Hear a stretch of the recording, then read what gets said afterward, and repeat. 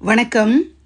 இறைவன் சிவபெருமான் ஒளிபடாத லிங்க வடிவில் தியாகராஜ பெருமானாக வீற்றிருந்து அருள்பாலிக்கும் 7 புனித தலங்களே சப்தவிடங்க தலங்கள் எனப்படுகின்றன. இத்தலங்களில் தியாகராஜர் ஒவ்வொரு விதமான நடன அசைவை வெளிப்படுத்துவது சிறப்பு. சப்தவிடங்க ஸ்தலங்களில் 7ஆவதாக விளங்கும் வேதாரண்யம் மூவர் தேவார பாடல் பெற்ற காவிரி தென்கரை தலங்களில் முக்கியமானது.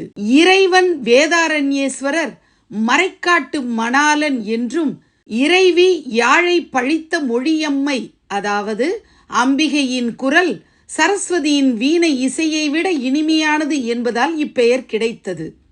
இங்குள்ள தியாகராஜர் புவனி விடங்கர் என அழைக்கப்படுகிறார். இவரது நடனம் அன்னப்பறவையின் மென்மையான அசைவை ஒத்த ஹம்ச நடனமாகும். 4 வேதங்களும் இறைவனை பூஜித்து சென்று கதவை பூட்டிய தலம். திருநாவுக்கரசர் தேவாரம் பாடி அடைபட்ட கோவிலின் திருக்கதவை திறக்க, திருஞான சம்பந்தர் தேவாரம் பாடி அக்கதவை மூடச் செய்த வரலாற்று சிறப்பு கொண்டது. அகத்திய முனிவருக்கு சிவபெருமான் தனது திருவாதிரை திருமணக் கோலத்தை காட்டி அருளிய புனித தலம். இங்குள்ள கோடி தீர்த்தத்தில் நீராடுவது கங்கையில் நீராடுவதற்கு இணையான புண்ணியத்தை தரும் என்பது நம்பிக்கை.